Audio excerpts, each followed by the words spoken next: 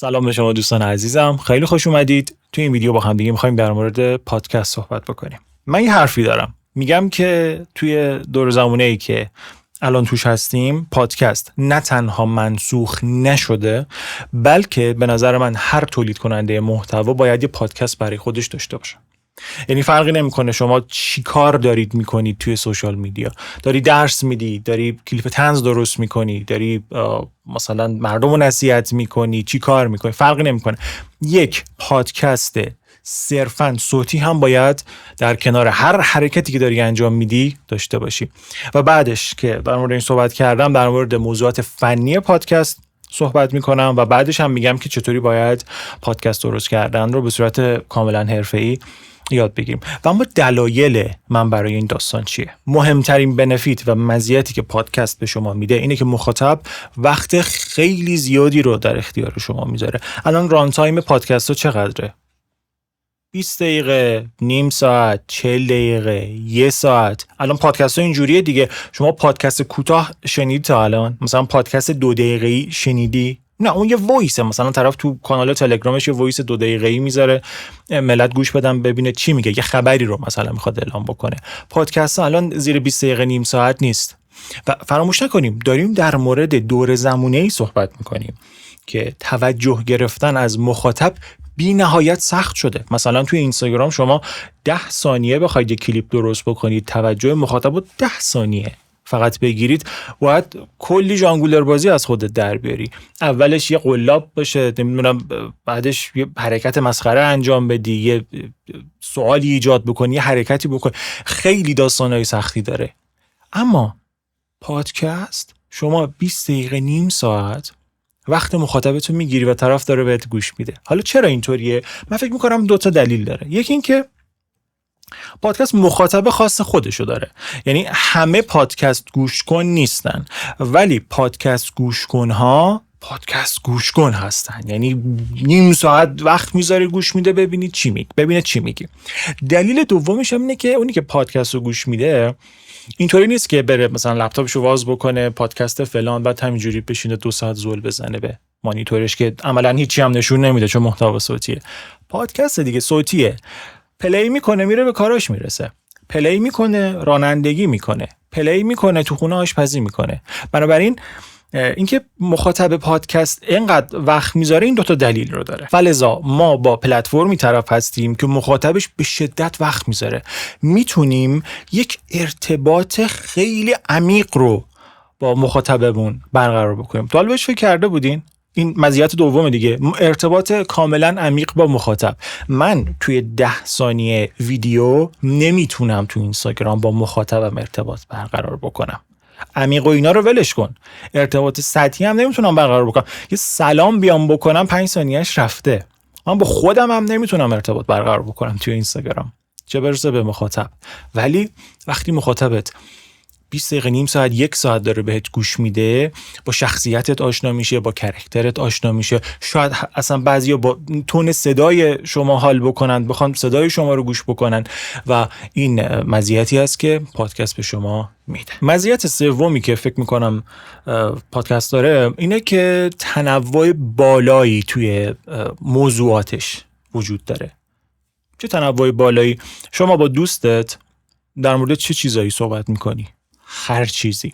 آیا وقتی داری با دوستت صحبت میکنی مثلا ویدیو نشون میدی، اسلاید واسش نشون میدی، شکل رسم میکنی؟ نه، با هم دیگه دارید گپ میزنید، گپتون صوتیه. این دقیقاً تو پادکست هم اتفاق میفته. ما داریم با مخاطبی که ما رو نمیبینه گپ میزنیم. در مورد چیا میتونیم صحبت بکنیم؟ در مورد هر چیزی میتونیم صحبت بکنیم. و این مزیتیه که پادکست به شما میده که فرقی نداره در مورد چه چیزی شما به صورت جنرال دارید تولید محتوا میکنید. مثلا من دارم در مورد تولید محتوا، مسائل فنی تولید محتوا، من خودم تولید محتوا میکنم، ولی توی پادکست هم میتونم بیام در مورد هر چیزی بگم، بیام در مورد مشکلات کارم بگم.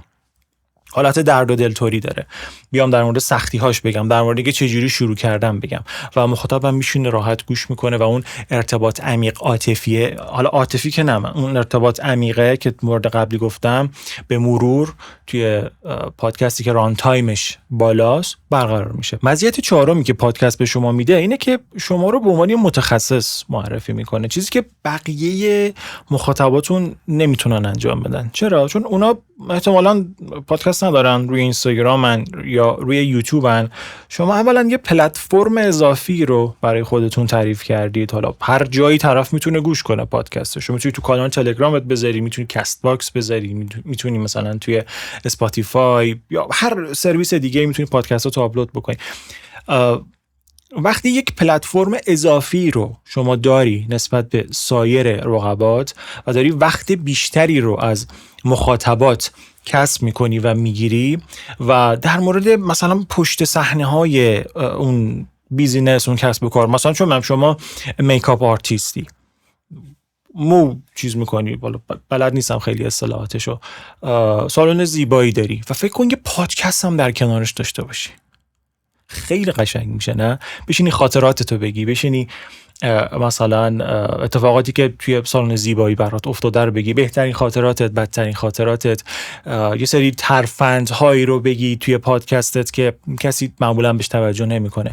و وقتی مخاطبت در معرض اون پادکست قرار میگیره، علاوه بر اینکه اون ارتباطه باهات برقرار میشه، توی ناخودآگاهش هم یک تیک حرفه‌ای بودن نسبت به شما میخوره و این فوق‌العاده است برای شما. پس این مزایایی بود که ضبط کردن پادکست برای شما داره. خود من سادکست رو دارم، پادکست های من هست، میتونید توی گوگل سرچ بکنید سادکست. البته تنبلی هایی کردم، هنوز اپیزودهای خیلی زیادی در موردش براش ضبط نکردم، تا این لحظه 24 تا اپیزود وجود داره. پس بریم سراغ بخش دوم ویدیومون، اینکه ما برای ضبط کردن پادکست به چه چیزهایی نیاز داریم و باید چه حرکتهایی رو انجام بدیم. من برای ضبط پادکست همیشه مثال پرنده رو میزنم. پرنده 2 تا بال داره دیگه، یه دونه از این بال ها نباشه کمیتش لنگه، نمیتونه پرواز بکنه. ضبط پادکست هم 2 تا بال داره، 1 میکروفون خوبی داشته باشید، 2 محیط خوبی داشته باشید. شرط های دیگه هم داره ها، یعنی تنظیمات مناسب، پردازش مناسب، آپلود مناسب، اینا هم همش هست، در موردش صحبت میکنم. اما اون 2 تا مهمترینش میکروفون خوبه و محیط خوب. محیط خوب داشته باشی، میکروفون چنگی به دل نزنه، پادکست خوبی نداری. برعکسش هم همینه، میکروفون عالی داشته باشی، محیط بدی داشته باشی، بازم پادکست چنگی به دل نمیزنه. یه توضیح خیلی کوچولو بدم در مورد محیطش. ما محیطی رو میخوایم که صدای ما ریورب نداشته باشه، بازگشت نداشته باشه. یعنی مثلا شما توی حموم تشریف رفته باشید، صحبت بکنید، ببینید چقدر صداتون برمیگرده، اون بدترین محیط برای پادکسته. ولی مثلا از حموم میایید بیرون، میرید توی اتاق نشیمن، مبل هست، فرش هست، وسیله هست که صدای شما رو جذب میکنه دیگه، صداتون بر نمیگرده، اونجا محیط خیلی بهتری هست برای پادکست شما. من خودم برای این اتاقی که الان توش هستم چیکار کردم؟ این پنل های سیاه رنگو میبینید، اینا پنل های پشم سنگه، یعنی یک قاب چوبی درست کردم، توش پشم سنگ یا راک وول تو انگلیسی بهش میگن قرار دادم، روشم یه پارچه سیاه رو پوشوندم. حالا اون رنگ سیاه پارچه سلیقه من بوده، شما میتونید هر حرکت دیگه ای بزنید. اینا صدا رو جذب میکنه، ابزورب میکنه، اینا ابزوربر هست. بنابراین من وقتی صحبت میکنم، بازگشت صدای من دیگه به میکروفونم بر نمیگرده که بخواد صدای من رو خراب بکنه. شما با بهترین هدفونی که الان دارید صدای منو گوش بکنید، بازگشت صدا نداریم، صدا بسیار هم با کیفیت. نکته دومی که توی ضبط پادکست باید در نظر بگیریم بحث میکروفون هست. ما مدل‌های مختلفی از میکروفون رو داریم، از نظر شکل، از نظر نوع کاربرد، از نظر نوع ساختشون، اینکه چه جوری ساخته شدن. نمیخوام تایم ویدیو رو واقعا طولانی بکنم، یه سر به سایت من بزنید rezasadeghi.net که لینکش رو تو دیسکریپشن هم می‌نویسم. مقاله رایگان زیاد دارم، اونجا در مورد میکروفون‌های مختلف صحبت کردم، در مورد تفاوتشون، در مورد تنظیمات ضبط صحبت کردم. منتها چون میخوام سریع این ویدیو تموم بشه شما بتونید به کارهای دیگه‌تون برسید، الان در موردش صحبت نمی‌کنم. پس لینک ها رو تو دیسکریپشن براتون میذارم که بتونید چک بکنید. مورد بعدی که شما باید توی ضبط پادکست حتما بهش توجه بکنید و دقیقاً میشه وجه تمایز شما که میخواید پادکستر حرفه‌ای بشید و اون پادکستر آماتوره، بحث پردازش صدای شما هست. ببینید من همیشه یه مثال میزنم برای صدا، اینه که دقیقاً صدا مثل تصویر میمونه. ما وقتی با دوربینمون یک تصویری رو ثبت میکنیم، این تصویر خامه، باید بره پردازش بشه، باید بره اصلاح بشه، باید ویژگی‌های مثبتش بیشتر بشه، ویژگی‌های منفیش کمتر بشه و پردازش تصویر و ادیت تصویر یک چیز کاملا جا افتاده است.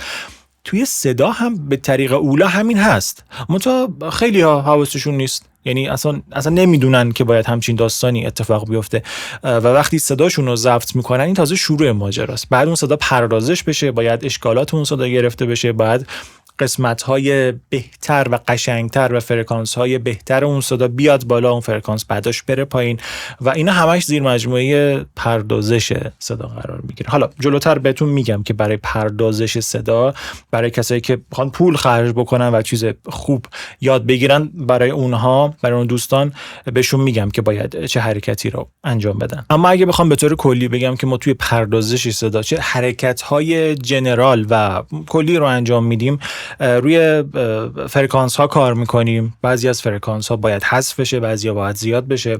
ما میایم صدامون رو اکسپند میکنیم، یعنی جاهایی که خودمون سکوت میکنیم سطح صدای میکروفون هم میاد پایین‌تر که صدای محیط نیاد توش. ما میایم دینویز میکنیم صدامون رو. اگر چیزی وجود داشته باشه توی محیط که بخواد صدا رو خراب بکنه، اون رو باید از بین ببریم و دینویز کردن خودش داستان‌های خیلی زیادی رو داره. ما میایم به صدامون رنگ میدیم و سچوریشن میدیم. خیلی جالبه، رنگ و سچوریشن ظاهرش اینه که یک اصطلاح برای دنیای تصویره، اما میبینیم که تو دنیای صدا هم به طریق اولا وجود داره و یکی از قشنگترین افکت هایی هست که هر کسی میتونه توی پردازش صدا به صدای خودش بده، رنگ بده، سچوریشن بده. و احتمالاً اگر شما از صدای خودتون خیلی راضی نیستید و فکر میکنید که صداتون اون قدرت، اون کلفتی، اون جذابیت رو نداره، احتمالاً سچوریشن دوای درد شماست و این رو هم ما معمولا انجام میدیم. یه سری افکت های دیگه هست، مثلا سطح صدا رو کنترل میکنیم، داینامیک رنج صدا رو کنترل میکنیم، حواسمون هست صدا از یک مقداری بلندتر نشه، مثل عکس، یعنی عکس از یک مقداری بیشتر بشه، روشن‌تر بشه، کلیپ میشه.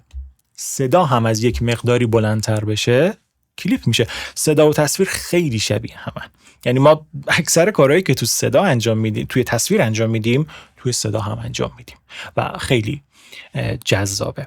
و اما بخش پایانی صحبتم گفتم یک پیشنهاد خوبم دارم برای کسایی که میخوان پول خرج بکنن و یک پادکست بسیار حرفه‌ای داشته باشن. من یک کورسی دارم به نام کورس واکس، دوره آموزشی واکس، VOX.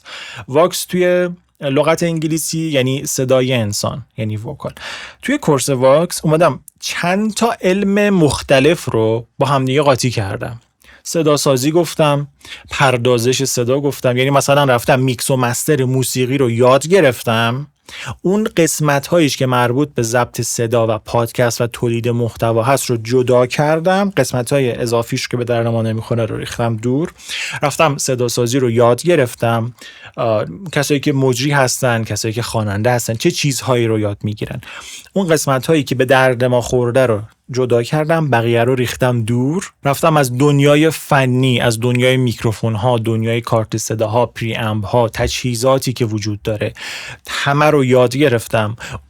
طبق معمول اون قسمت هایی که به درد ما میخوره رو جدا کردم، بقیه رو ریختم دور و چند تا علم مختلف رو من جمع کردم، تبدیل شده به یک دوره حدوداً 15 ساعته به نام دوره واکس که واقعا متفاوت ترین دوره‌ای هست که ضبط کردم، به خاطر اینکه مشابه نداره. یعنی من خودم توی منابع نه فارسی نه غیر فارسی، مخصوصا انگلیسی، ندیدم کسی همچین دوره‌ای رو درست بکنه. دوره‌ها تخصصیه، یعنی مثلا یک کسی فقط در مورد میکس و مستر میگه، یک کسی فقط در مورد صدا سازی میگه. اما یک کسی که بیاد همه اینا رو یاد بگیره و تجمیعشون بکنه، اون قسمتایی که نیاز هست برای پادکست، برای تولید محتوا، برای ضبط یک صدای پرفکت، تمام اینا رو تولید محتواییزش بکنه و توی یک پک مستقل اینا رو بفروشه، من ندیدم تا حالا.